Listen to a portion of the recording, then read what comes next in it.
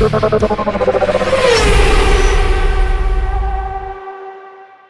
हम बात करते हैं किया स्पोर्टेज LHEV की ड्राइविंग एक्सपीरियंस के ऊपर। तो पहली चीज़, जब आप इसको गाड़ी को चलाना शुरू करते हैं तो जो अजीब बात मुझे फ़िलहाल लग रही है वो the sound of this engine है, जो कि थोड़ी सी एनोइंग लगती है। इट्स नॉट लाइक कि आपको 660 सीसी गाड़ी चला रहे हैं, बट इट्स देयर। इसके बाद ओवरऑल गाड़ी के इंजन हाइब्रिड पावर ट्रेन के बारे में बात करें तो this car comes with 1.5 litre turbocharged hybrid setup, जिसमें 6 स्पीड ट्रेडिशनल गियर है, कोई CVT नहीं है, ना कोई डुअल क्लच ट्रांसमिशन है। तो आपको किसी भी जगह पे ये फील नहीं होता कि गाड़ी में किसी भी तरह का लैग है इसके हाइब्रिड सिस्टम में, या कोई आपको जैसे प्रियस आप चलाते हैं तो उसमें एक स्ट्रेच फील होता है कि गाड़ी का इंजन या उसकी ट्रांसमिशन वगैरह स्ट्रेच ले रही है, तो ऐसी चीज़ इसमें अवेलेबल नहीं है। गाड़ी की ड्राइव बहुत स्मूथ है। एक और चीज़ कि जब आप गाड़ी को क्रूज़ कर रहे हैं, यू आर एट 100 और आप इसे फुट डाउन करते हैं कि आपको क्रॉस करना किसी को, तो इसने वहाँ पे ही सेम गियर में गाड़ी को उठाना शुरू कर दिया। तो फ्रॉम द पावर पर्सपेक्टिव गाड़ी में एम्पल पावर है जो आपकी ड्राइव को ओवर लॉन्गर जर्नीज़ कंफर्टेबल रखेगी। अब हम इस गाड़ी का 0 to 100 टेस्ट करते हैं। उसके लिए हम इसे स्पोर्ट्स मोड में डाल देते हैं एंड देन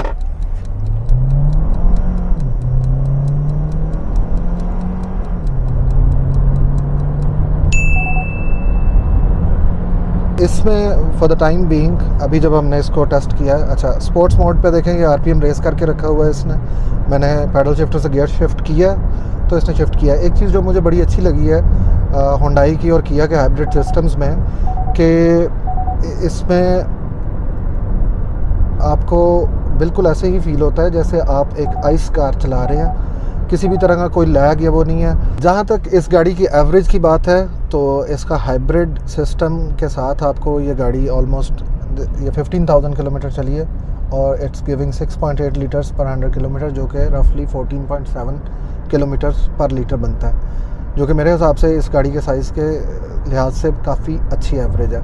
हाँ, इसको जब आप रेव करते हैं या हाईवे ड्राइविंग्स वगैरह में आप इसे यूज़ करते हैं, जैसे अभी ये 145 चली है और इसमें मेरा ख्याल है गाड़ी ज़्यादा देर स्टार्ट भी रखी है हमने, तो इट्स नाउ गिविंग 9.8 लीटर्स पर 100 किलोमीटर, जो कि ऑलमोस्ट 10 की है।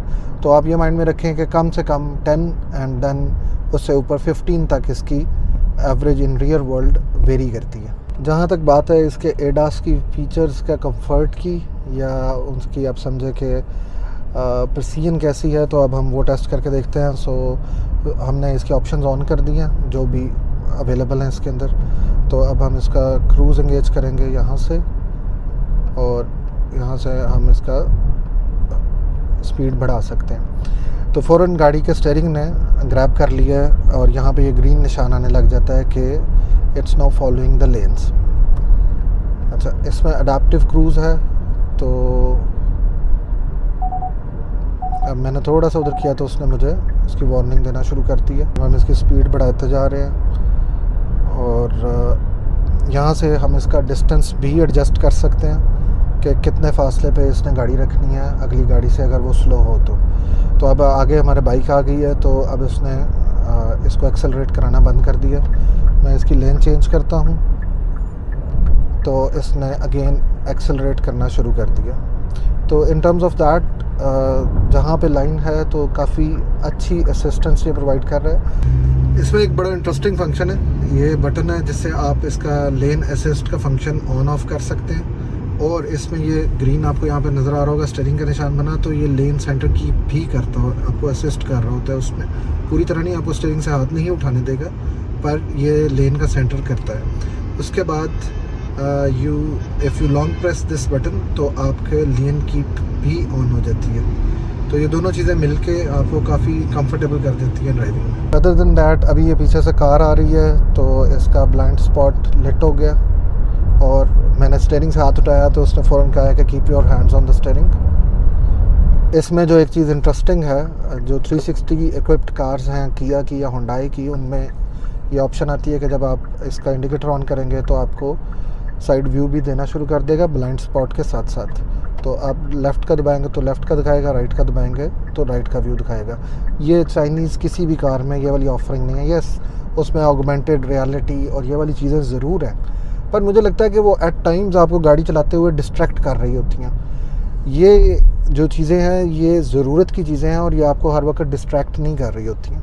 आई बिलीव कि जितनी चीज़ आपकी ड्राइव को कंफर्टेबल बनाने के लिए चाहिए वो इस गाड़ी में पूरी है। यस, उस तरह के गिमिक्स नहीं है गाड़ी के अंदर, बट जो है वो बहुत मैच्योर है। अब क्योंकि मैं आपसे बात कर रहा हूँ और मेरा ध्यान नहीं है इतना लेंस के ऊपर, तो गाड़ी ने खप डाली हुई है, तो लोग इस चीज़ से तंग होते हैं। ऑब्वियसली ये भी ठीक है, कन्वीनियंस के पॉइंट ऑफ व्यू से ठीक है, तो इसलिए जिनकी ये गाड़ी है उन्होंने इसकी ये दोनों ऑप्शंस ऑफ रखी हुई थी। अच्छा, एक चीज़ जो मैं नोटिस कर रहा हूँ वो ये है कि इसके टायर्स जो कंपनी फिटेड कम हो के आते हैं, तो इनमें थोड़ी सी गूंज है रफ़ रोड के ऊपर। अगर रफ़ पार्ट से हटा लूँ मैं तो फिर इसमें गूंज नहीं आती है।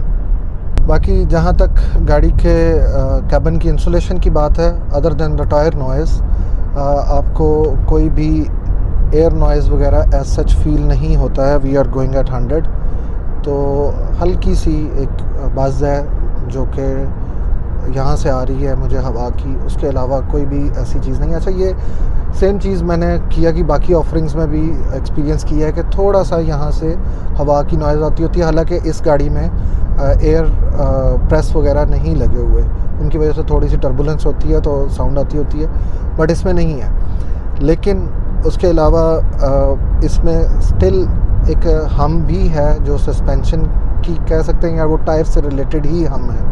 अब हम गाड़ी का सस्पेंशन टेस्ट करके देखते हैं। तो यहाँ पे वो पैच आ जाता है जिसमें शुरू में पॉट होल्स हैं and then we have a wavy patch, तो it gives a very realistic आपको आइडिया देती है कि गाड़ी की सस्पेंशन कैसे काम कर रही है।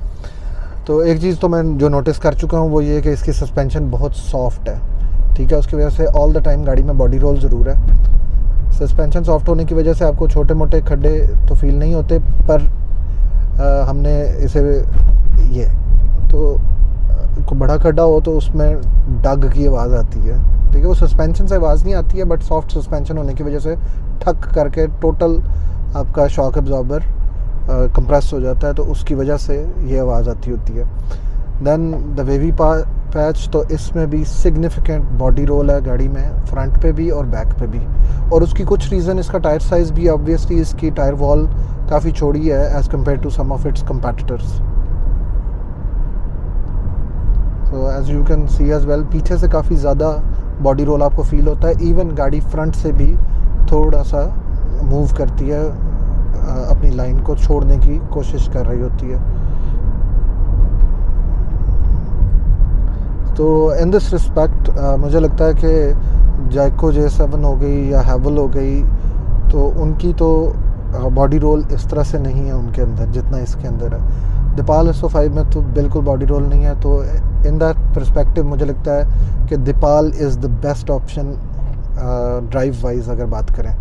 अब सारा ड्राइविंग एक्सपीरियंस करने के बाद इस प्राइस पॉइंट में ये 1,13,00,000 की ये है, 1,05,00,000 की आपकी दीपाल है, then you have Haval H6 and you have Jaecoo J7 जो कि सेम कैटेगरी में फॉल करती हैं। थोड़ा बहुत प्राइस ऊपर नीचे है इन सारों की, बट ड्राइव करने के बाद in terms of driving experience I believe के सस्पेंशन वाइज या ओवरऑल पावर ट्रेन के सेटअप के वाइज दीपाल का कोई कंपटीशन नहीं बन रहा फ़िलहाल इन माय पर्सपेक्टिव किसी भी और गाड़ी के साथ।